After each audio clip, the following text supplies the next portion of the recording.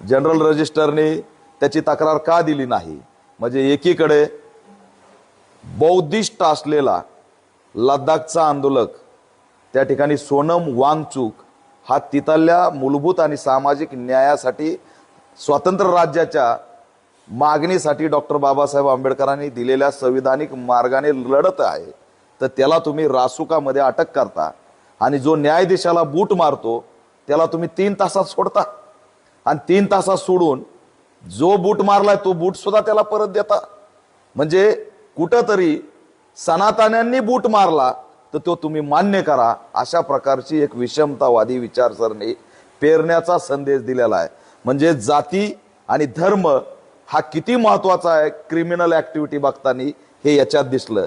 याच्या जागेवर एक मुस्लिम असता तर, याच्या जागेवर एक दलित असता तर, याच्या जागेवर एक आदिवासी असता तर, याच्यामध्ये UAPA लागला असता, रासुका लागला असता आणि तपासाच्या नावाखाली एन्काउंटर झाला असतं. पण या ठिकाणी ते दिसलं नाही, साधा गुन्हा सुद्धा दाखल झाला नाही.